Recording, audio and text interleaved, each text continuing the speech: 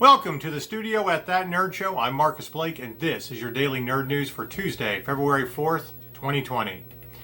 Our top stories of the day take us to the world of film. Starting off, the McQueen director Ian Bonhôte will be helming the Lucy Boynton movie, where she will be playing Marianne Faithfull. Ian Bonhôte is a BAFTA nominee for his documentary McQueen, and he will be helming this upcoming musician biopic Faithfull. It was revealed back in October that Bohemian Rhapsody actress Lucy Boynton will star as Marianne Faithfull, the iconic singer-songwriter who recorded 21 albums, including the acclaimed Broken English and the more recent Negative Capability. Her publicized romance with Mick Jagger was influential on the Rolling Stones. The film will track her roller coaster career from initial stardom, her time as a homeless drug addict, and then her subsequent recovery.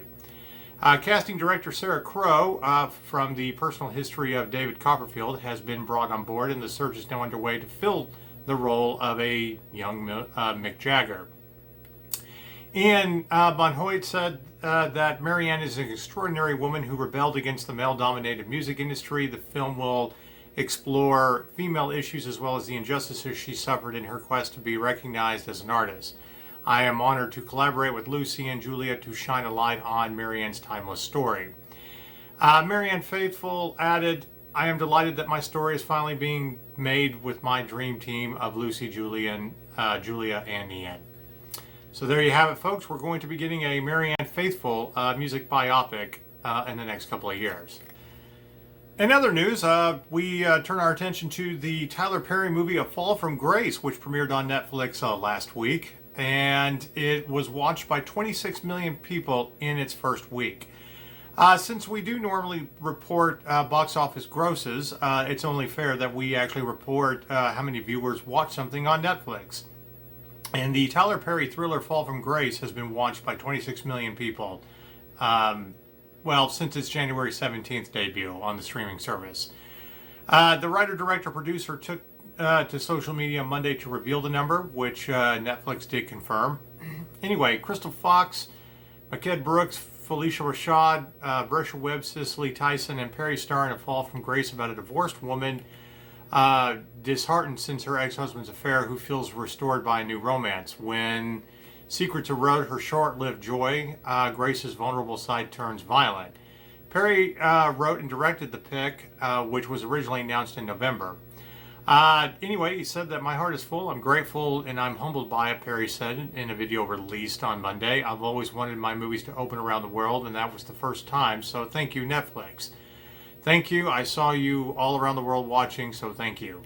Netflix rarely reviews user data, but this is one of those special exceptions because it's one of the largest premieres of a movie on Netflix.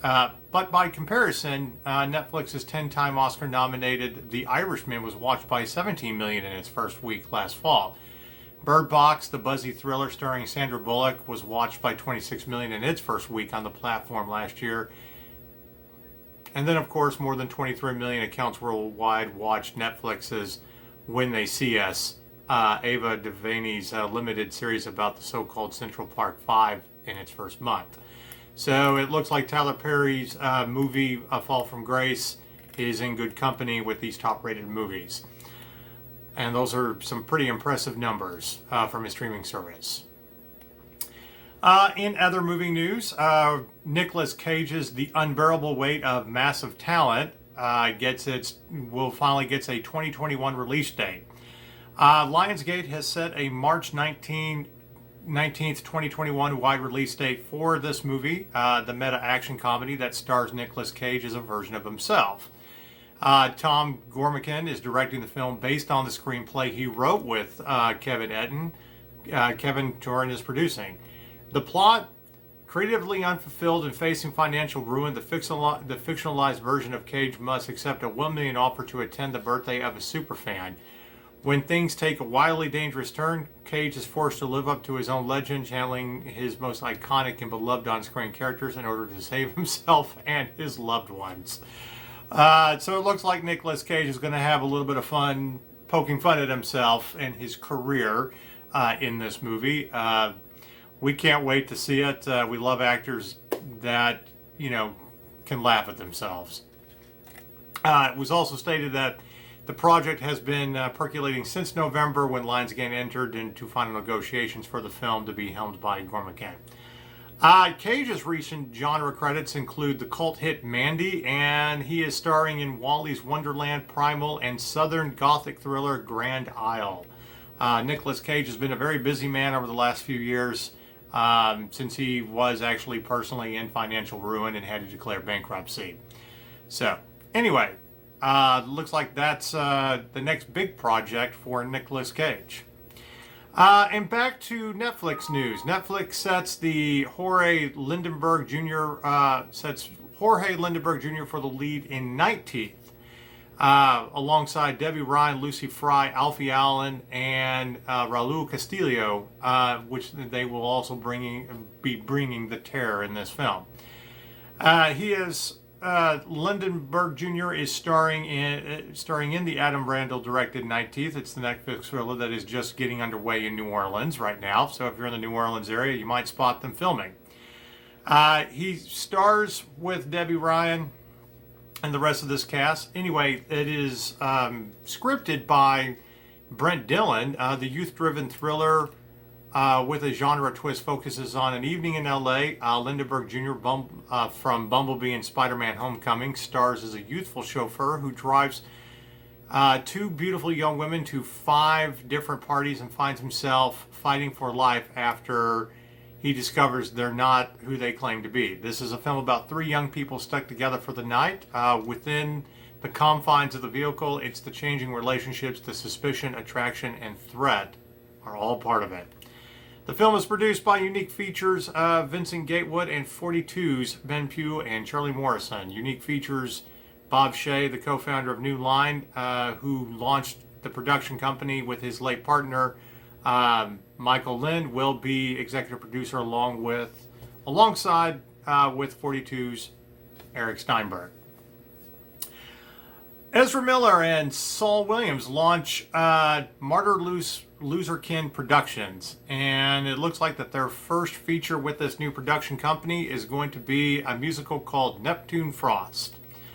Ezra Miller has teamed with artist and musician Saul Williams to create this MartyrLoserKin production company, and under the newly launched banner, the two have set their first project, the sci-fi musical titled Neptune Frost, which will be directed by Saul Williams. They were quoted as saying is that keeping in the innovative and artistic spirit of Miller and Williams, the company aims to create and proliferate works that dismantle conventional cinematic ideological frameworks, as well as the synergistically naturalize into the industry more poetic, queer, and explosive, archaic, diverse, subversive, non-binary, aboriginal environment, ecological, and historically conscious content that will speak to both the times in which we live and the forces that seek to restrict them. So it looks like there's a lot going on with what they're trying to say. But a little bit about their first project. Neptune Frost is certainly on brand with their inclusive, conceptual, and open-minded mission statement. The sci-fi musical follows an intersex African hacker, a Colton miner, and the virtual Marvel born as a result of the union. Miller will produce alongside Williams. Lin-Manuel Miranda of Hamilton fame is set to executive produce alongside Stephen Hendel. Principal photography begins this week, and it's already it's already underway in Rwanda. So there you have it. We're gonna be checking out in the next couple of years a sci-fi musical called Neptune Frost. It should be interesting to see what they come up with. And if you don't know who Ezra Miller is, he recently played the Flash on the Justice League movies alongside Henry Cavill, Gal Gadot, and Ben Affleck, and Jason Momoa. All right. In the world of streaming news, Amazon re-ups its streaming deal with the Farewell and the Gentleman UK distributor EFD. Amazon has renewed its multi-year streaming deal with this company. The indie distributor's recent credits include Guy Ritchie's The Gentleman, Lulu Wang's The Farewell, and Ari Aster's Midsummer.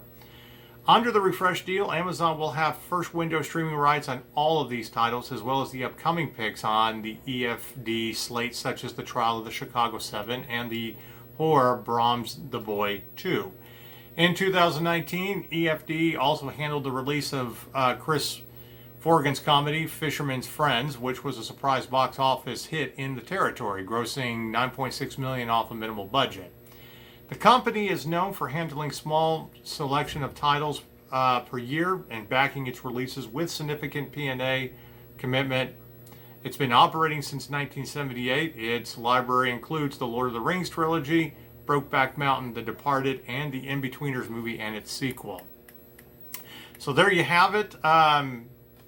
With Amazon in this new deal, it looks like the new Guy Ritchie movie, The Gentleman, and of course Lulu Wang's The Farewell, will be on Amazon Prime first when it gets to streaming services. In other TV news, ITV is adapting the Val McDermid's cold case thriller Karen Pirie from Harlots writer Emer and the Bodyguard producer. Anyway, it's adapting this series of the cold case investigations, Karen Pirie from Emer and Bodyguard producer World Productions. The British commercial broadcaster has ordered 3 two-hour drama episodes of the adaptation, which is based on McDermid's novel, The Distant Echo. The first in a series of best-selling novels about a young Scottish female detective set in the Scottish university town of St. Andrews. Karen is a refreshingly normal and charmingly unfashionable young woman. While she is not slick or a maverick cop, her quick mouth and ingenuity make her an impressive investigator. Following her promotion to Police Scotland's Historic Cases Unit, Karen is tasked with reopening the investigation into a murder that has been the subject of a provocative true crime podcast. When teenage barmaid Rosie Duff was stabbed to death in 1995, suspicion fell on 3 drunken students who discovered her body. But despite the police suspicion, the boys were never charged. Nearly 25 years later, DS Karen Pirie is determined to uncover what happened that fateful night. Do the men know more than they previously revealed? When Karen uncovers flaws in the initial investigation, she finds herself in conflict with the very officers who led the original hunt for the killer. So it looks like we're going to be getting a good crime thriller on ITV. So we'll definitely be looking forward to that as well. That's what's going on in the world of film and TV and streaming news. Now we turn our attention to gaming news. For those of you that are still playing Fallout 76, there is some new DLC that is coming out on April 7th. Bethesda announced that Fallout 76 Wastelanders, that's what the DLC is called, it's coming to PC, Xbox One, and PS4 on April 7th. The big expansion, which is coming as a free update for all players, is set to bring fully voiced NPCs to Appalachia for the first time and introduce a new main quest. At the launch of the Wastelanders DLC, Fallout 76 will also be available on Steam for the first time. The new main quest will see you setting out to uncover the secrets of West Virginia. Alongside the new main quest, the original main quest line has been revamped with new locations and missions to tuck into. There'll be something for the first-time players and veteran vault dwellers alike. And of course, the biggest change coming in the DLC will see human NPCs breathe new life into the post-apocalyptic setting. As one of the most requested features, NPCs have returned to rebuild, and it's up to you to decide if you wanted to befriend them or create new enemies for yourself as you go about your adventures. In classic Fallout fashion, the Wastelanders DLC brings back branching dialogue trees and choices with consequences with a new reputation system. Every decision you make will affect your standing with the faction. So there you have it. Fallout 76 is getting some new DLC. While it had a lot of bugs when it first came out and it seemed to be a real downer as a game, the developers of Bethesda have spent over a year really trying to make this into a great game. We don't have any more news or reviews ourselves here at that nerd show, but we'll definitely be checking this out and letting you know if this is a game that you should reinstall or, check out. The good news is it's not too hard to find used copies of Fallout 76. They are extremely cheap these days.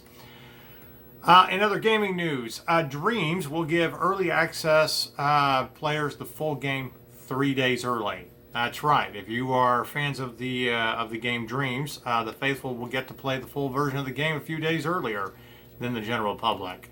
The studio revealed in an interview and, of course, in an IGN article today that people who own the early access Dreams can download the full game starting on February 11th, especially at 4 a.m. Pacific Standard Time or 7 a.m. Eastern Standard Time. That's 3 days ahead of the standard release date of February 14th, also known as Valentine's Day.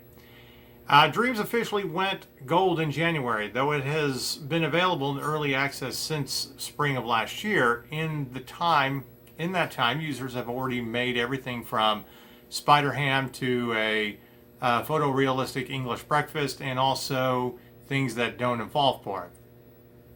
The full release version of the game will add a new introduction to the game, more tutorials, a refined UI for finding creations, and additional sets of pre-made items for users to integrate into their creations. The biggest new addition that Dreams will receive in the jump of its full release is Art's Dream. This is the story mode that Media Molecule has been promising, and it will span all manner of game genres and introduces you to some of the creative possibilities housed within Dreams' approachable editor. The whole point of that is it's all made with the same tools everybody else has. It's relatively brief at 2 to 3 hours, but it's still an impressive showcase of what you can do in the game. Oh, and if you didn't already get Dreams Early Access version, you'll have to wait for the full game to arrive. Early access sales for the game are no longer open, but it's only 3 extra days that you will have to wait. All right, we keep getting more and more news about the PlayStation 5. While we do not have a release date yet, and the website for the PlayStation 5 did go up, but there's nothing on there. It's leading gamers to believe that there's a big announcement coming in March. One particular thing that we wanted to talk about, because we do talk about the price and the value of games here at That Nerd Show, it was recently revealed this week that even Sony doesn't know how much the PS5 will cost yet. According to Sony, they haven't decided on how much it will cost yet, suggesting that the next-gen console's price will be dependent on market competition closer to its launch in the holiday season of this year. Speaking at Sony's third quarter earnings, the company's chief financial officer, Hiroki Totoki, explained that because we are competing in the space, it's very difficult to discuss anything about the price at this point in time. Depending upon the price level, we may have to determine the promotion that we're going to deploy and how much cost we are prepared to pay. It's a balancing act, he said, and he continued acknowledging that it's very difficult to say anything concrete at this point in time, while assuring those in the call that Sony is looking to nail down the best balance that will make this profitable during the life of the product.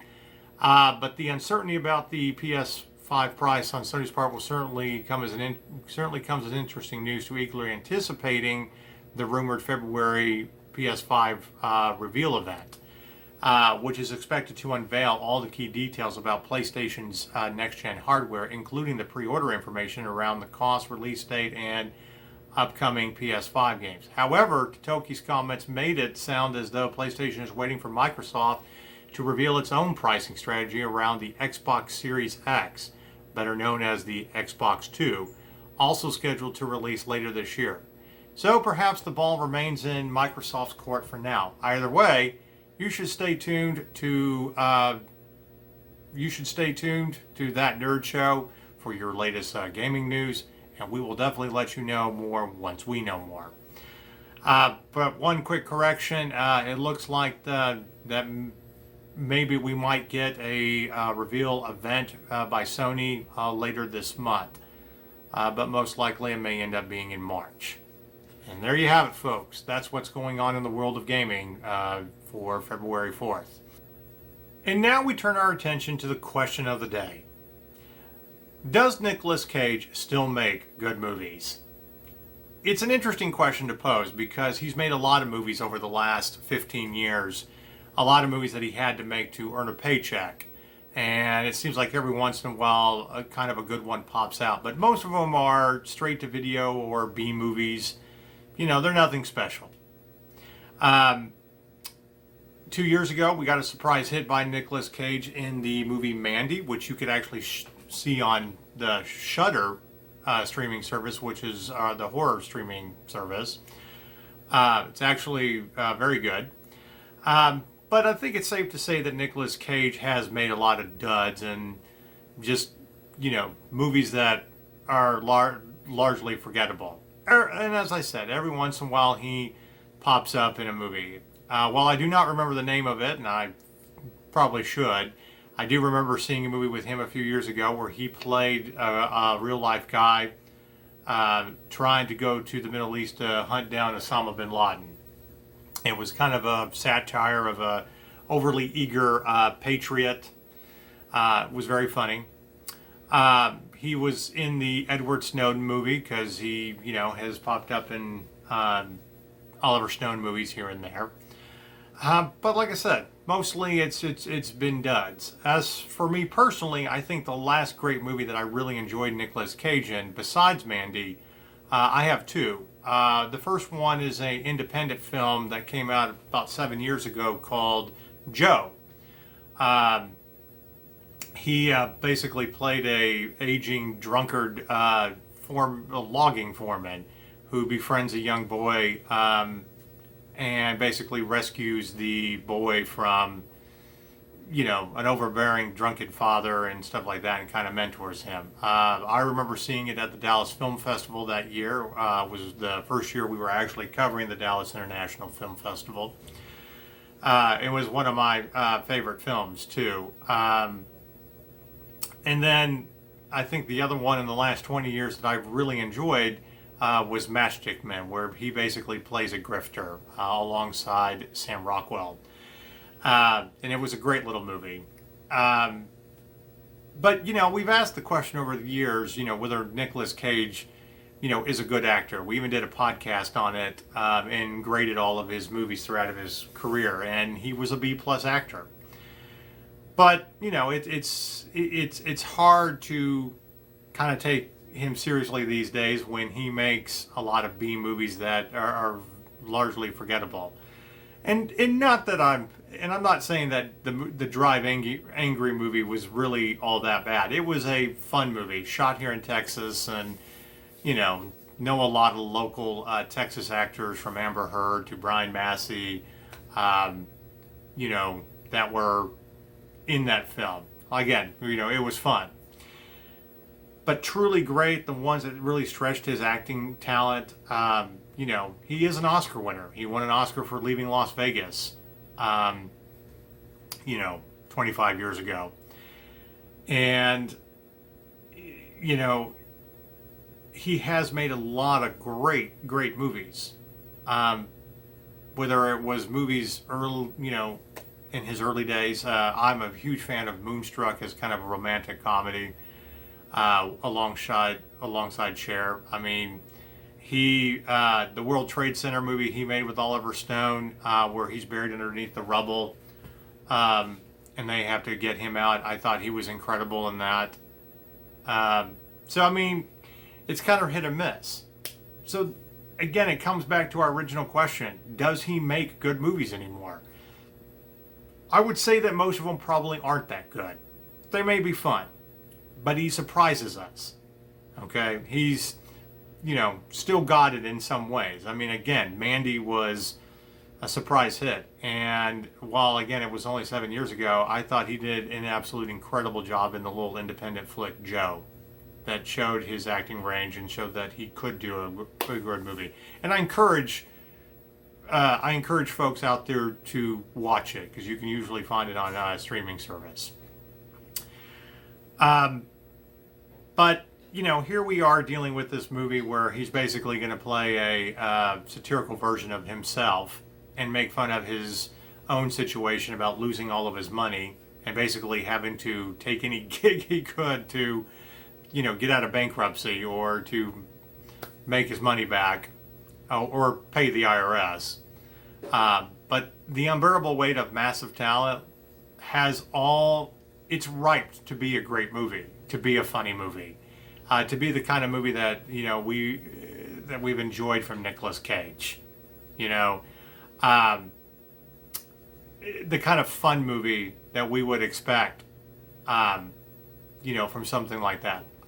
And I freely admit that my favorite Nicolas Cage movie is always going to be The Rock with Sean Connery, as they're trying to stop the guy at Alcatraz from, blowing up or dropping chemical weapons over San Francisco. Yeah, it's a Michael Bay film and it's cheesy and all that, but it was a lot of fun. But again, I still maintain that he does good movies here and there. So I think the question is, can he still do good movies? Or is he past his prime now? Should we forget about Nicolas Cage and just go back and watch old movies?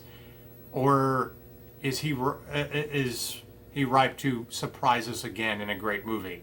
Because I honestly can't wait to see The Unbearable Weight of Massive Talent. And I can't wait to see Nicolas Cage surprise me in a movie again. So we would definitely love to hear from you. You can tweet us out about whether you think Nicolas Cage makes good movies again or continues to make good movies or not. Tweet us out at That Nerd Show on Twitter. Also, we would definitely like to let you know that if you're interested in supporting That Nerd Show, you can buy some of our nerd shirts at our swag shop. It's mynerdswag.com. We've got funny retro gaming shirts, pop culture shirts. You can even get yourself a Baby Yoda shirt. So check that out. They come with or without the That Nerd Show branding, but help support us and keep us on the air. That's it for today. I'm Marcus Blake with That Nerd Show, and this has been your Daily Nerd News. Thank you for watching. Until the next time, goodbye.